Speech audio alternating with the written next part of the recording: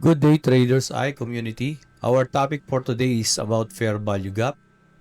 Fair value gap is a price imbalance na nangyayari kapag mabilis ang galaw ng presyo. Ayun, tulad nito, mabilis ang pagtaas.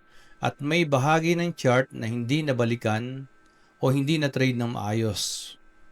So, simple na pagkilala ng FBG, there must be 3 candles ang tinitingnan.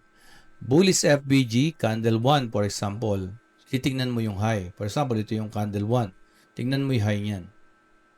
Candle 2, ito yung malakas na bullish candle. And then candle 3, ito siya, yung low.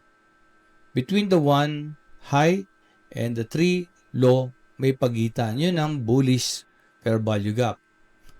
Dahil sa bilis ng pagtaas niya, there's another bullish fair value gap from this candlestick high.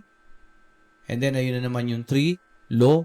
Between that 1, 2, and 3, merong gap, another bullish fair value gap. So, ang ibig sabihin, kapag ang low ng candle 3, ito nga, 3, low nito ay mas mataas kaysa high ng candle 1. Ayun. Ayun siya, mas mataas kaysa rito. Ito naman, high, mas mataas yung low. So, kaya nagkaroon ng bullish fair value gap. So, next is bearish fair value gap. Ano naman sample niyan? Ang sample niyan ay ito naman. Ito.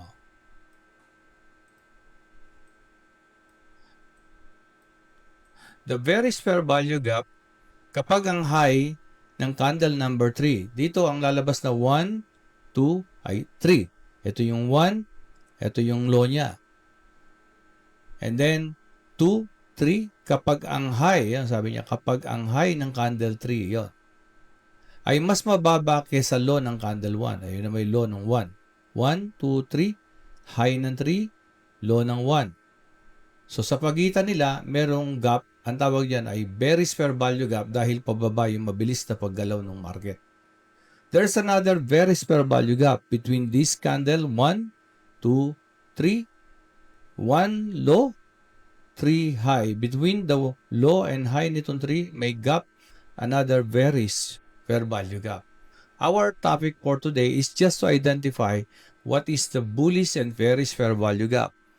So, may mga other topics about order block, about choke, kasi nagiging effective ang fair value gap kung mayroong BOS, ayan, break of structure, may order block, ayan, break of structure, order block, or merong choke, ayan. And dito sa ilalim niyan, merong bullish order block.